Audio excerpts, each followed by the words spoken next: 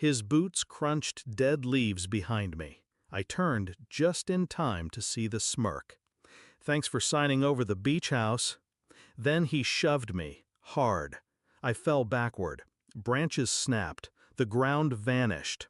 I hit the bottom of the ditch with a thud that knocked the air out of my lungs. And then, silence. No apology, no hesitation, just the sound of him walking away. He thought I was dead, or close enough that it didn't matter. But I survived. Barely. And the second I opened my eyes in that cold ditch, I didn't cry. I smiled. Because the house wasn't his. Not really. 5 years earlier, I married him for love. God, I was stupid. He was charming, sure, smart, funny in a dry, cutting way. But what I loved most was how safe he made me feel.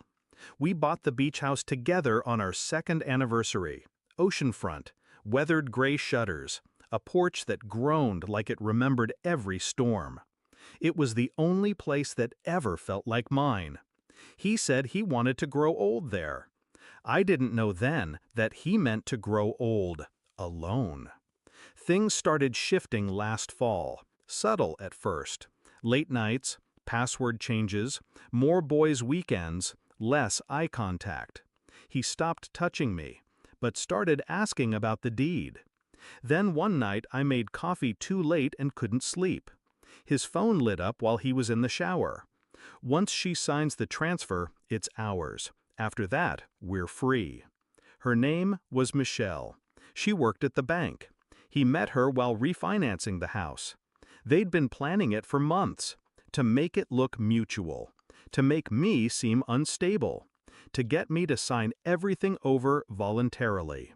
So I played along, smiled, cried just enough, pretended to believe his lies. He said he wanted to protect our assets, said it was just paperwork. I nodded and signed. What he didn't know was that I'd already filed a second deed, one that transferred ownership back to me through an anonymous holding company, filed under a corporate shell he didn't even know existed, legally airtight, but invisible, at least until the right moment.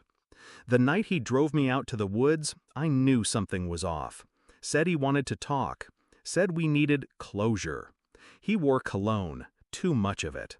And when we pulled off the main road and into a clearing, I knew. But I didn't run, not yet, because I needed him to believe I never saw it coming. After he left me in that ditch, I crawled out, ribs bruised, blood in my hair. I walked a mile to the ranger station, told them I slipped on a trail. They drove me to the ER. I smiled through the pain. 3 days later, I checked into the beach house, the real owner. While he packed bags for a tropical escape with Michelle, I walked barefoot on my porch. Every creak of the wood reminded me this place was mine again. He showed up 4 days later with a realtor, confident, relaxed, talking numbers and square footage. He didn't notice the lights were already on. He didn't notice the car in the driveway. But when he stepped into the living room, he froze. Because I was sitting there, alive, smiling, a mug of tea in my hand, the title deed framed on the wall behind me. "Hi," I said, calm as the sea behind me. He looked like he'd seen a ghost. I stood, walked toward him slowly, handed him a thick envelope. He opened it. Inside, a copy of the real deed showing my holding company as the owner, a restraining order, a police report, and a letter from my lawyer confirming the charges of attempted murder were being processed. The realtor stepped back, said she forgot something in the car, never came back. He didn't speak, just stared. "You should have checked the fine print," I said softly. He opened his mouth, closed it, and then, finally, he did something I hadn't seen in years. He looked afraid. They arrested him a week later. Michelle dumped him that night. Turns out, she liked him rich and untarnished, and he was about to be neither. The beach house is quiet again.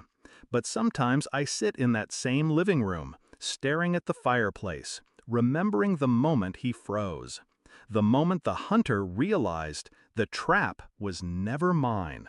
It was his, and he walked straight into it. He thought the beach house was his prize. He thought I was the weak one, disposable. But I wasn't the victim in this story. I was the storm. And he?